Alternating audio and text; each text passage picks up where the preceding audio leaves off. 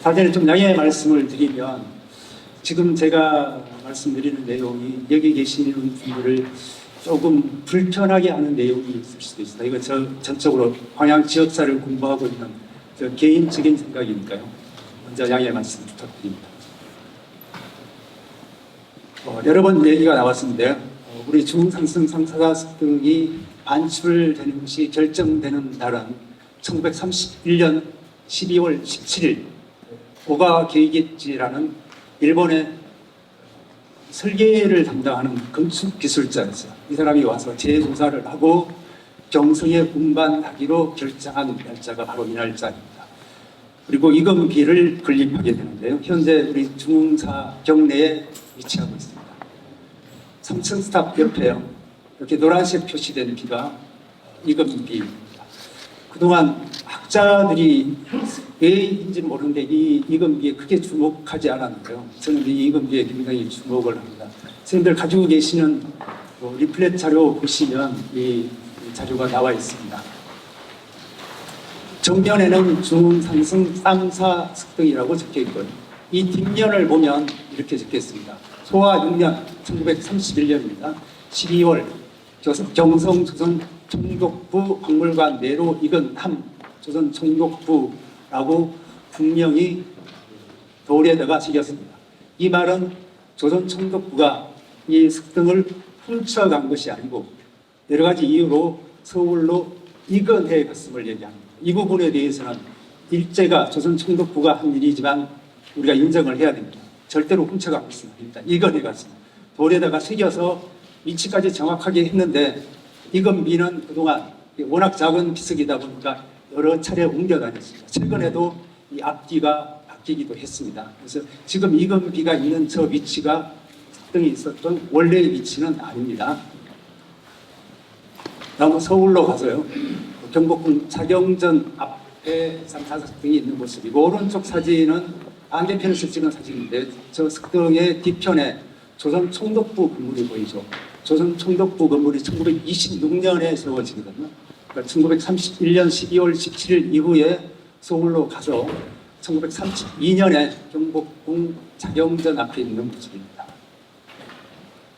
그럼 이후에 해방 이후에 경무대로 이전되었다가 60년에는 덕수궁으로 이전되었고 덕수궁 앞에서 간송 전영필 선생이 기념사진을 찍은 모습이 남아 있습니다. 1962년에는 국보 103호로 지정되었지만 103이라는 숫자는 의미가 없습니다. 그냥 국보를 정하는 순서일 뿐입니다. 그래서 요즘은 국보를 얘기할 때 저 103이라는 숫자는 얘기를 하지 않습니다. 그 다음 69년에는 중상승 쌍사습등 우표가 발행되기도 합니다.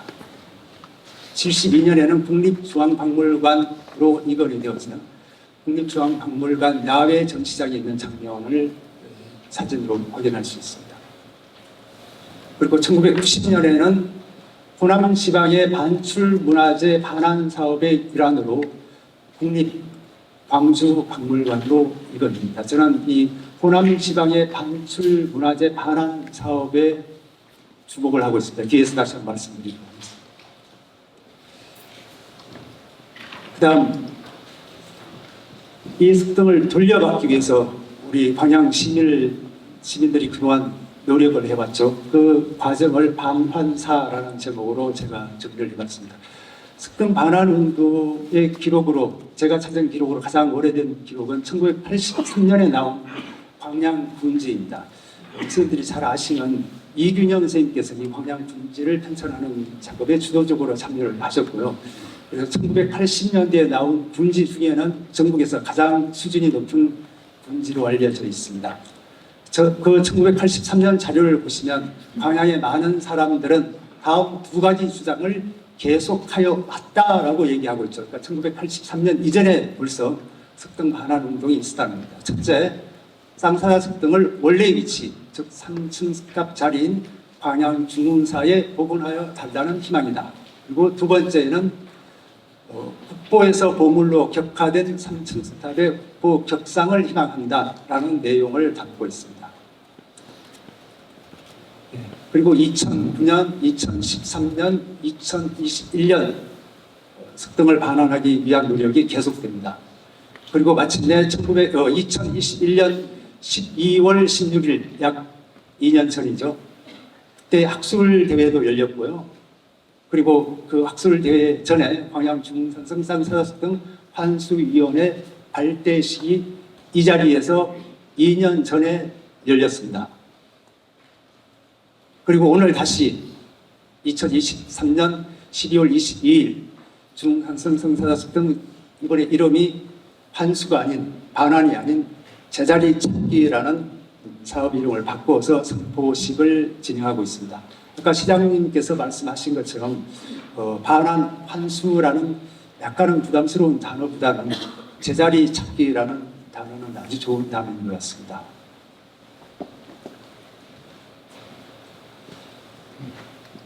중흥산 승산 하나스 등 제자리 찾기 운동의 당일을 간단히 말씀드리겠습니다.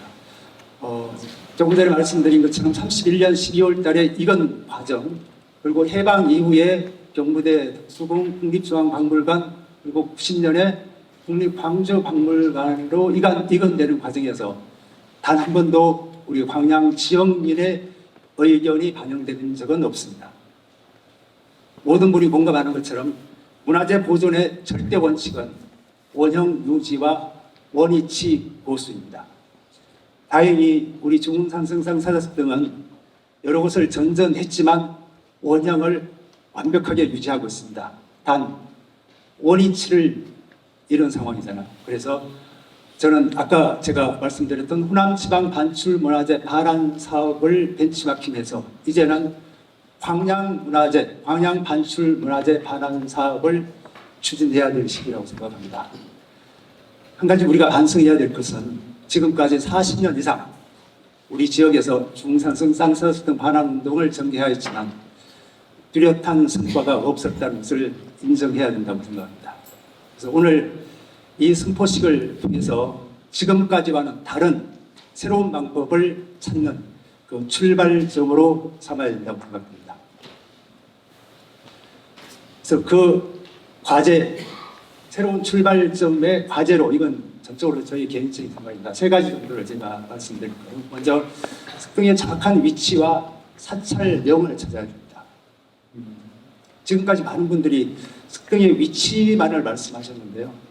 사찰명도 찾아야 됩니다. 석등은 원래 산성 내에 있는 것이 아니고 사찰 내에 있어야 되잖아요. 예를 들어서 화엄사에 있는 444 3층스탑, 당연히 사찰 이름이 들어갑니다. 그런데 우리는 석등에 있었던 원래의 사찰 이름이 모르기 때문에 중흥산성을 앞에다가 붙이고 있는 거죠. 그래서 발굴을 통해서 사찰 이름을 찾아내야 됩니다. 그래서 중흥산성 쌍사자 석등이 아닌 공공사지 쌍사자 석등으로 이름을 바꿀 수 있어야 됩니다. 가능합니다. 발굴하면 저는 반드시 나오리라고 예상을 합니다. 왜냐하면 옥룡사 발굴했을 때 옥룡사 명문 기화가 나왔습니다. 마로산성 발굴했을 때 마로관 명문 기화가 나왔습니다. 그래서 이 삼층스탑과 석등 주변을 발굴하면 반드시 명문 기화가 나오리라고 자신합니다. 안 나올까 봐 살짝 걱정이 되네요. 네. 간절한 희망을 가지면 이루어지리라고 생각하면서 발굴은 단 발굴 전문가 학자만의 영역이 아닌 우리 광양 시민들의 참여형 발굴로 진행이 되어야 됩니다. 그래서 언론의 주목도 받고요. 그 발굴에 참여하는 학생들이, 시민들이 그 과정을 통해서 역사의식을 강화하고요. 그리고 발굴 자체가 관광 상품이 될 수 있습니다. 이를 위해서는 과감한 광양시의 행정적인, 재정적인 뒷받침이 필요합니다. 한 가지 긍정적인 점은 현재의 중흥사가 이 발굴에 적극적으로 협조할 의지를 가지고 있다는 점입니다. 원위치, 제가 나름 남아있는 자료를 통해서 원위치를 고찰해 봤는데요. 일제강점기의 사진과 지금 현재의 모습 대비한 것인데요. 석등이 이곳에 있었겠죠. 일제강점기에 일본인들이 사진을 찍을 때는 꼭 저렇게 인물을 넣어서 찍어서 석등의 크기를 대충 짐작할 수 있죠. 제가 드론으로 사진을 찍은 장면입니다. 일제강점기 아까 나왔던 오가와 게이지가 실측한 도면입니다. 그걸 현재의 모습으로 이렇게 대비해보면 이런 위치예요. 세 마리 사자상과 이렇게 대비해보면 이런 각도입니다. 자세한 내용은 제가 생략하고요. 그 다음 오구라 컬렉션이라고 있어요. 도쿄 국립박물관에 전시되어 있는 금동 팔각탕형 사례기인데요. 통일신라 구세기의 작품인데 그 오구라 컬렉션 목록에서 전라남도 광양 탑 안에 있다고 기록을 하고 있습니다. 제 생각에는 3층 스탑 내에서 나온 사례기에서 나온 것이라고 생각을 합니다. 이것도 언젠가는 우리가 일본에서 찾아와야 되겠죠. 그래서 원위치 고찰 계속 보겠습니다. 지금 현재 있는 석탑과 일제강점기의 유리용판 사진입니다. 멀리서 찍은 장면입니다. 그래서 대부분 학자들이 지금까지는 쌍사석등의 원위치를 이렇게 판단을 했습니다.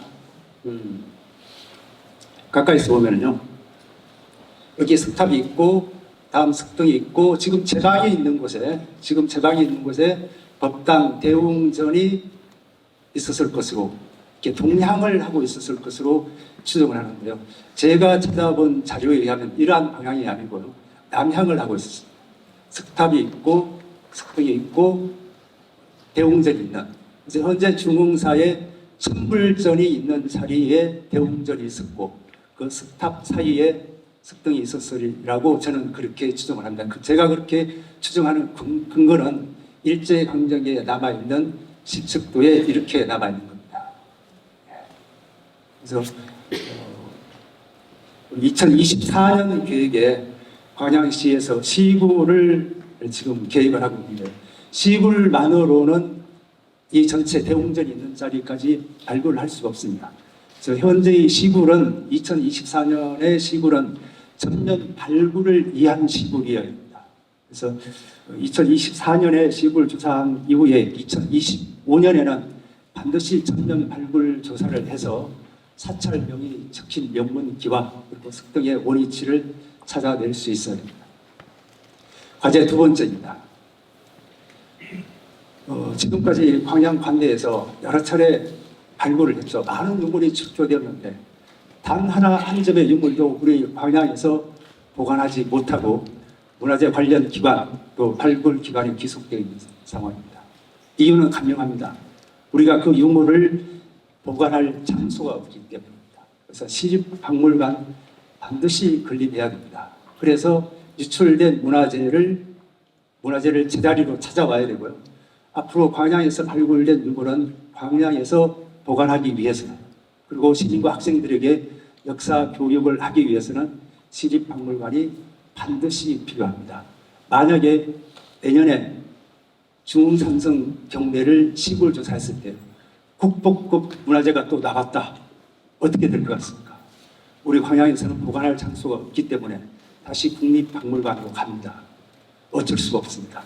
그래서 시립박물관 건립하지 않는 한 광양에서 출토된 유물을 광양에 보관할 방법이 없습니다. 그래서 이 박물관 건립은 결코 간단한 일이 아니죠. 박물관 건립 추진팀이 구성이 되어야 합니다. 전문가를 모셔와야 합니다. 그래서 다른 지역의 성공과 실패 사례 반드시 타산지석으로 삼아야 되겠죠.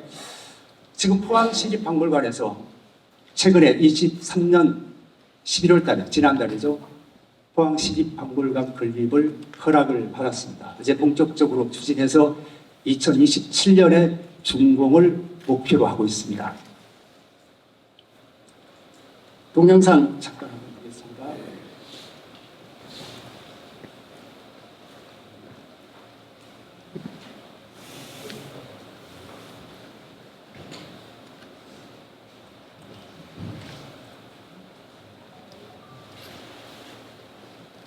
예, 원래 컴퓨터도 긴장을 하는 거 봅니다. 여행 연습할 때는 잘 됐거든요. 쌓인 석재들이 하나둘 바닥에 차곡차곡 놓입니다. 국보 원주 덕천사지 직왕국사탑을 구성하는 부재들입니다. 직왕국사탑은 일제강점기였던 1911년 일본에 의해 무당 방출됐고 6.25 전쟁 때는 폭격으로 12,000여 조각으로 훼손되기도 했습니다. 이처럼 갖은 순환을 겪은 지광국사탑이 112년 만에 원래 자리인 법천사지로 돌아왔습니다. 일본 오사카와 서울, 대전 등 자리를 옮기며 고향인 원주로 돌아오기까지 직선거리로만 1975km의 긴 여정이었습니다. 굉장히 중요한 터닝 포인트라고 생각이 들고요. 원주 시민들께서 똘똘 뭉쳐서 문화유산이 제자리에 있을 때 가장 빛나고 아름답다라는 그런 가치를 일깨워줬기 때문에 지광국사탑은 고려시대 승려 지광국사 해린의 사리와 유골이 봉안된 승탑으로 역대 가장 개성적이고 화려한 승탑으로 꼽힙니다. 문화재청은 2016년 지광국사탑을 완전히 해체해 대전으로 이송한 뒤 5년 동안 과학적 조사와 보존을 진행했습니다. 이번에 돌아온 부재들은 전체 33개 가운데 보존과 복원이 완료된 31개 부재입니다. 나머지 5개석과 탑진석은 지속적인 점검이 필요하다는 판단에 따라 이송되지 못했습니다. 돌아온 석재들은 원형이 아닌 해체된 상태로 원주 법천사지 유적전시관에 전시됩니다. 8월 10일에 환수 기념식을 개최하고요. 예, 제가 멈춘 이유는 원주시가 지광국사 연못탑을 찾아올 수 있었던 여러 이유 중에 하나, 원주시는 저렇게 역사 박물관이 있고요.